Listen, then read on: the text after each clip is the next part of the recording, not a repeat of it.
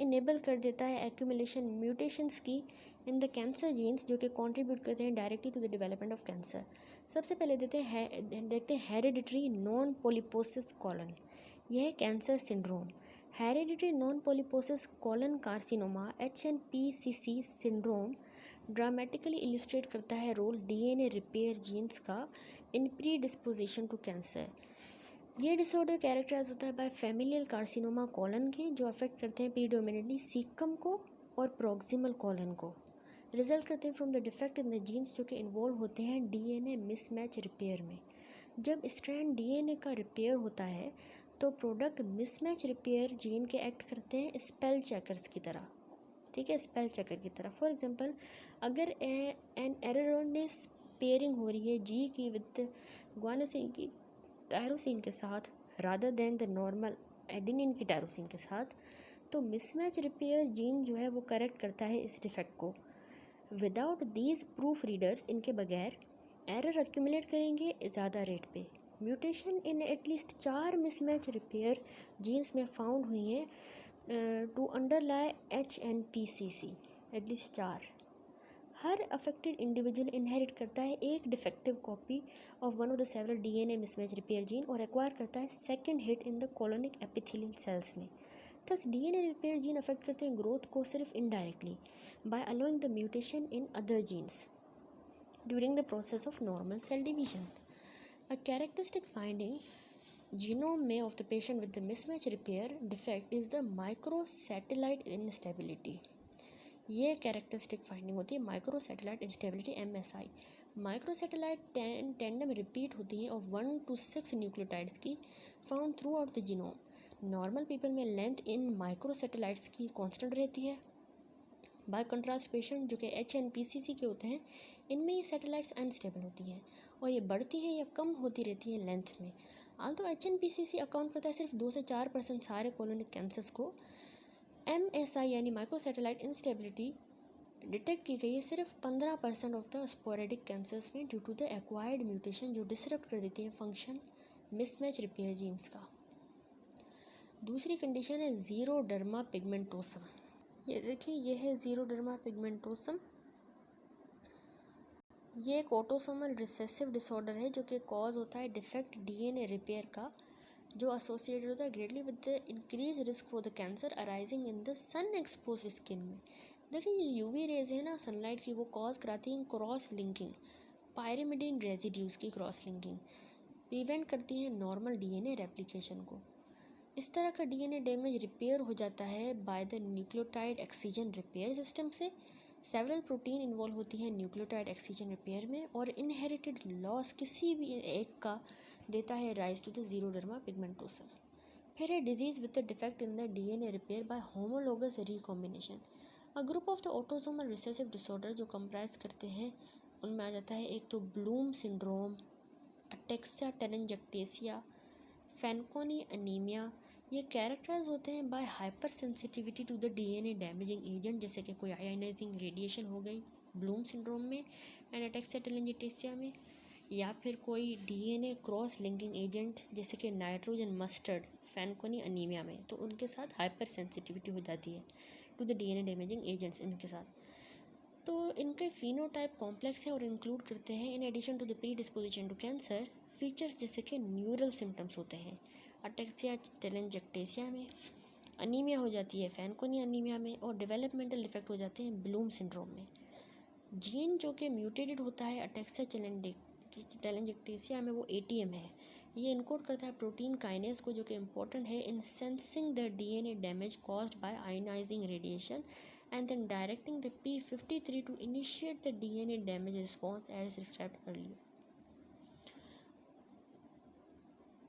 Evidence for the role of the DNA repair genes in the origin of cancer also come from study of the hereditary breast cancer. Germline mutation 2 jeans में BRCA1 and BRCA2 में account करती है 50% familial breast cancers. In addition to the breast cancer, women with BRCA1 mutation substantially higher risk पे होती हैं for developing the epithelial ovarian cancers, और men जो है वो slightly higher risk पे होते हैं for developing the prostate cancer. Likewise germ line mutation BRCA2 gene की इंक्रीज रिस्क पे होते हैं फॉर डेवलपिंग ब्रेस्ट कैंसर, दोनों मैन में भी और वुमेन में भी, एज वेल एज कैंसर जो ओरिजिनेट करते हैं from the ovary, prostate, pancreas, bile duct, stomach, melanocytes and B lymphocytes. Although function BRCA1 का और 2 का इल्यूसिडेट नहीं हुआ fully, with a defective version of these gene develop chromosomal break and severe aneuploidy. Indeed, दोनों gene देखे गए to function at least in part in the homologous recombination DNA repair pathway. For example, BRCA1 बनाता है complex with the other proteins in the homologous recombination pathway और ये also linked होता है ATM kinase pathway के साथ।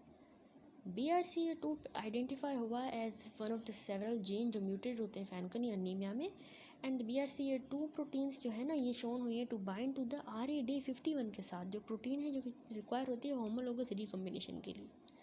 Similar to the other tumour suppressor gene, दोनों copies BRCA1 की और 2 की इनएक्टिवेट होनी चाहिए टू डेवलप कैंसर, इनएक्टिवेट होनी चाहिए। आल्दो लिंकेज BRCA1 का और 2 का फेमिलियल ब्रेस्ट कैंसर के साथ वेल एस्टेब्लिश है, ये जीन रेयरली इनएक्टिवेट हो जाते हैं in the sporadic cases of the breast cancer.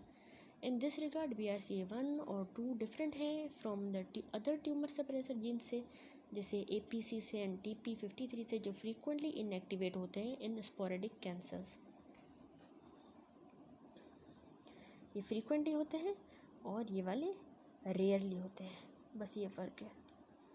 Next है cancer resulting from the mutation जो इंड्यूस होती हैं बाय रेगुलेटेड जीनोमिक इंस्टेबिलिटी, जैसे लिम्फोइड नियोप्लाज्म। अ स्पेशल किस्म का DNA डैमेज प्ले करता है central role in the pathogenesis of the tumours of the B cells and T lymphocytes. जैसे कि हमने पहले देखा, एडाप्टिव इम्यूनिटी जो है वो रिलाई करती है ऑन द एबिलिटी हमारे B सेल्स की और T सेल्स की to diversify their antigen receptor genes. Immature जो हमारे B सेल्स हैं और T प्रोजेनिटर्स दोनों एक्सप्रेस करते हैं पेयर ऑफ जीन प्रोडक्ट्स को, RAG1 एंड RAG2, जो कैरी आउट करता है VDJ सेगमेंट रिकॉम्बिनेशन, परमिट करता है assembly of the functional immunoglobulin and T cell receptor genes. In addition, after encountering antigen, mature B cells जो है वो express करते हैं स्पेशलाइज्ड एंजाइम जो कि कहलाता है एक्टिवेशन इंड्यूस्ड साइटोसिन डीएमिनेज 8, जो कैटलाइज करता है दोनों immunoglobulin gene class switch recombination को और immunoglobulin diversification through the somatic hyper mutation.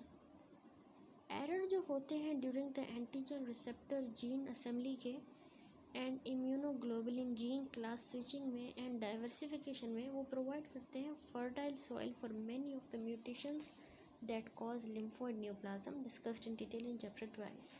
Summary पे आ जाते हैं। हमने देखा genomic instability as an enabler of the malignancy. हमने कहा इंडिविजुअल जो कि इनहेरिटेड होते हैं म्यूटेशन ऑफ जीन्स जो इन्वॉल्व करती हैं DNA रिपेयर सिस्टम्स को, वो ज़्यादा रिस्क पे होते हैं फॉर डेवलपमेंट ऑफ कैंसर। तो इसमें हमने कहा patient with the HNPCC syndrome को डिफेक्ट होता है मिसमैच रिपेयर सिस्टम में, वो लीड करेगा डेवलपमेंट कार्सिनोमा की, कॉलन की। तो ये पेशेंट के जीनोम जो है वो शो करते हैं माइक्रोसैटेलाइट इंस्टेबिलिटी जो कैरेक्टराइज होती है changes in the length of the short tandem repeating sequence through out the genome. फिर हमने कहा पेशेंट जीरोडर्मा पिगमेंटोसम को डिफेक्ट होता है न्यूक्लियोटाइड एक्सीजन रिपेयर पाथवे में, ये ज़्यादा रिस्क पे होते हैं for the development of skin cancer in the site expose to the sunlight because of an inability to repair the pyrimidine dimer जो इंड्यूस होते हैं by the UV light. Pyrimidine dimer को ये रिपेयर नहीं कर पाते। फिर हमने कहा कि सिंड्रोम जो इन्वॉल्व करते हैं defect homologous recombination DNA repair system में, वो बनाते हैं ग्रुप ऑफ डिसऑर्डर जैसे Bloom syndrome, ataxia telangiectasia and Fanconi anaemia. ये कैरेक्टराइज होते हैं by hyper sensitivity to the DNA damaging agents जैसे कि आयनाइजिंग रेडिएशन। हमने कहा BRCA1 और BRCA2 जो है म्यूटेटेड होते हैं फैमिलियल ब्रेस्ट कैंसर में और ये भी इन्वॉल्व होते हैं होमोलोगस DNA रिपेयर में। लास्ट में हमने कहा म्यूटेशन जो इनकर होती हैं लिम्फोसाइट्स में, वो एक्सप्रेस करती हैं जीन प्रोडक्ट्स जो इंड्यूस करते हैं जीनोमिक इंस्टेबिलिटी RAG1, RAG2, 8, ये इंपॉर्टेंट होते हैं in the pathogenesis of the lymphoid neoplasms. Next अब हम पढ़ेंगे tumour promoting inflammation as an enabler of the malignancy. Infiltrating cancer provoke करता है chronic inflammatory reaction in patient with advanced cancer. ये inflammatory reaction जो है बहुत एक्सटेंसिव होता है to cause the systemic sign and symptom, जैसे कि anaemia, the so called anaemia of the chronic disease कहलाता है, fatigue, cachexia. However studies carry out होती हैं on cancers in the animal model suggest करती हैं कि इन्फ्लामेटरी सेल्स आल्सो मॉडिफाई कर देते हैं ट्यूमर माइक्रो इन्वायरमेंट को, ताकि इनेबल करे many of the hallmark of the cancer. ये इफ़ेक्ट स्टेम करते हैं from the direct interaction between the inflammatory cells and the tumour cells, या फिर through indirect effect of the inflammatory cells on other resident stromal cells, particularly cancer associated fibroblast and endothelial cells। proposed cancer enabling effect inflammatory cells का और resident stromal sales का include करता है following. सबसे पहला है रिलीज फैक्टर्स का जो प्रमोट करवाएं प्रोलिफरेशन। देखिए इनफिल्ट्रेटिंग ल्यूकोसाइट्स और एक्टिवेटेड स्ट्रोमल सेल्स शोन हुए to secrete a wide variety of growth factor, जैसे कि ईजीएफ और प्रोटीएजेस जो लिबरेट करते हैं ग्रोथ फैक्टर्स को from the extra cellular matrix में से। दूसरा होता है रिमूवल ग्रोथ सप्रेसर्स का, जिसे हमने पहले बताया ग्रोथ एपिथेलियल सेल्स की सप्रेस हो जाती है cell to cell and cell extra cellular matrix interactions के साथ। प्रोटीएज रिलीज जो होता है बाय इन्फ्लामेटरी सेल्स वो डिग्रेड कर देता है अडेजन मॉलिक्यूल्स को जो मेडिएट करवाते हैं इन इंटरेक्शंस को, और रिमूव कर देता है बैरियर टू ग्रोथ। फिर है enhanced resistance to the cell death, detachment epithelial cells की from the basement membrane and from cell to cell interaction lead कर देगा particular form of program cell death, जिसको एनोइकिस कहा गया है। क्या कहा गया है? एनोइकिस। ये सस्पेक्ट है कि ट्यूमर एसोसिएटेड मैक्रोफेज जो है वो प्रिवेंट करता है अनाइकिस को, tumour associated macrophage, by expressing the adhesion molecule जैसे कि इंटेग्रिन, जो कि प्रोमोट करते हैं direct physical interaction with the tumour cell. फिर है एंजियोजेनेसिस। देखिए इन्फ्लामेटरी सेल रिलीज करवाते हैं numerous factor, vascular endothelial growth factor भी इन्हीं में आ जाता है जो स्टिमुलेट करवाता है एंजियोजेनेसिस को। इन्वेजन और मेटास्टेसिस में प्रोटीएज जो है वो रिलीज कर होते हैं फ्रॉम मैक्रोफेजेस, फॉस्टर करते हैं टिश्यू इन्वेजन को by remodeling the extra cellular matrix, while factor जैसे कि TNF and EGF directly stimulate करते हैं ट्यूमर सेल की मोटिलिटी को। जैसे कि हमने पहले बताया अदर फैक्टर जो रिलीज होते हैं स्ट्रोमल सेल से, जैसे कि टीजीएफ बीटा प्रोमोट कर सकता है एपिथेलियल टू मेसेनकाइमल ट्रांजिशन, जो कि की इवेंट होता है in the process of invasion and metastasis. Evasion of the immune destruction पढ़ेंगे। देखिए variety of soluble factor release होते हैं हमारे मैक्रोफेजेस से एंड अदर स्ट्रोमल सेल्स से, ये भी बिलीव हुए to contribute to the immune suppressive tumour micro environment. Leading suspect include करता है TGF beta and other factors जो कि आइदर फेवर करते हैं रिक्रूटमेंट हमारे immuno suppressive T regulatory cells को, या सप्रेस कर देते हैं function CD8 cytotoxic T cells का। Furthermore there is abundant evidence in cancer model and emerging evidence in the human diseases जो कि advanced करती हैं cancers contain mainly alternative activated M2 macrophages। M2 macrophages हमारे cytokine बनाते हैं जो कि प्रोमोट करते हैं एंजियोजेनेसिस को, फाइब्रोब्लास्ट के प्रोलिफरेशन और कोलेजन के डिपोजिशन सारे कॉमनली ऑब्जर्व किए जाते हैं in invasive cancers and in healing wound, और देते हैं rise to the notion that cancers are like wounds that do not heal. A thorough understanding के कैसे कैंसर मैनिपुलेट करते हैं इन्फ्लामेटरी सेल्स को टू सपोर्ट उनकी ग्रोथ के लिए और सर्वाइवल के लिए remain elusive. However the result from the animal studies are intriguing and raise the possibility of therapies directed at tumor-induced inflammation and its downstream consequences। एक example इस तरह की एक इंटरवेंशन की इन्वॉल्व करती है aspirin and other COX inhibitors का use, जो कि एसोसिएट होता है डिक्रीज रिस्क कोलोरेक्टल कैंसर का इन सीवियर एपिडेमियोलॉजिक स्टडीज़ में। Important clinical consideration emerge करती हैं from the principle presented in the foregoing discussion of the hallmark of the cancer। ये hallmark provide करते हैं road map for the development of new therapeutic agent for the treatment of the cancer, जैसे कि हमने 6.31 में देखा therapeutic targeting hallmarks of the cancer। तो ये सारे हमने यहाँ पे अल्हम्दुलिल्लाह कंप्लीट किए hallmarks, या फिगर देख लें।